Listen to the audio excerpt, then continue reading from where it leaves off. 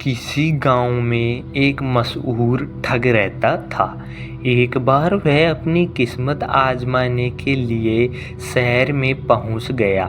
किस्मत ने साथ दिया और लोगों को खूब चकमे देकर उसने बहुत सारा पैसा और सामान बना लिया। इस सारे सामान को एक बोरे में भरकर जब वह गांव लौट रहा था, तभी रास्ते में एक दूसरे ठग से उसकी भिड़ंत हो गई। गांव का ठग इस बात को समझ गया था कि वह भी कोई उस्ताद है, लेकिन वह भी उस्तादों का उस्ताद था। दोनों उस्ताद एक जगह बैठ गए, आपस में जान पहचान हुई। गांव के ठग ने बताया कि उसका नाम आयाराम है। दूसरे ने अपना नाम गयाराम बताया। आयाराम गयाराम दोनों आपस में बैठकर बातें करने लगते हैं। गयाराम की नज़र आयाराम के बोरे पर थी।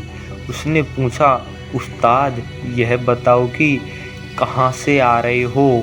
गयाराम बोला, क्या बताऊं दोस्त, इन दिनों काफ़ी मंदी चल रही है और खेतों में पैदावार मारी गई। सोचा शहर जाकर खाद ले आऊं, इसलिए शहर चला गया था।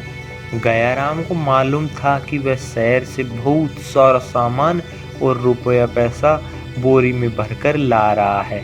अनजान बनते हुए उसने पूछा, तो इस बोरे में खाद ला रहे हो? अच्छा। आयाराम अत्यंत दीनहीन बनता हुआ बोला, हाँ, खेतों के लिए खाद तो ज़रूरी है, सस्ती कीमत पर मिल रही है, सोचा लेता चलूँ। बहुत अच्छा किया, खेत में खाद पड़ जाए तो पैदावार बढ़ ही जाती है। कहते हुए गयाराम ने बोरे को टटोलना चाहा। असली खाद लाए हो न, नकली तो नहीं? बोरे से उसका हाथ छुड़ाते हुए आयाराम ने उत्तर दिया, ना ना, एकदम ताज़ी और बढ़िया है। गयाराम समझ गया कि वह बोरे को हाथ लगाने नहीं देगा। बोला, ठीक है, ले जाओ और खूब पैदावार बढ़ाओ, कहकर चलता बना। आयाराम ने बोरा अपने कंधे पर रखा और खुशी खुशी अपने घर की ओर चल पड़ा। बोझ से उसकी गर्दन झुकी जा रही थी और वह इधर उधर देखने में भी असमर्थ था। उधर गयाराम किसी तरह छिपता छिपता उसके रास्ते पर कुछ दूर आगे निकला और चांदी के तारों से मड़ी हुई एक सुंदर जूती बीच रास्ते में छोड़ दी। आयाराम जब उस रास्ते पर पहुंचा तो उस जगह पर उसने जाकर देखा कि एक सुंदर जूती को पड़ी हुई।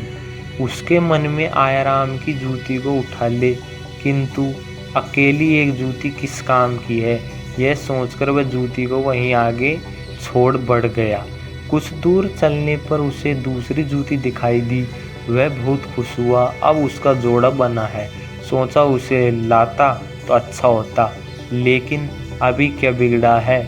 उसने बोरे को उतार कर नीचे रख दिया। आसपास देखा कोई नहीं है। वह जूते लेने के लिए पीछे लौट गया। वापस लौटने पर आयाराम ने देखा कि उसका बोरा गायब है। गयाराम उसका बोरा लेकर चंपत हो चुका था। इसलिए कहते हैं, चोरी का माल चोरी में जाता है।